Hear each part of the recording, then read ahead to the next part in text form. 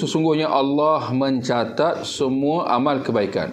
Ada kemungkinan perkataan mencatat bermaksud Allah telah mentakdirkan. Dan ada kemungkinan bahawa yang dimaksudkan ialah para malaikat yang telah mencatatkan kebaikan dan keburukan mengikut apa yang diperintahkan oleh Allah. Nombor dua, barang siapa berniat untuk berbuat kebaikan tetapi dia tidak melakukannya sehingga ke akhirnya. Ditegaskan bahawa orang yang berniat membuat kebaikan tetapi tidak melakukan akan dapat satu kebaikan yang sempurna supaya tidak timbul sangkaan tentang adanya kekurangan pada pahalanya.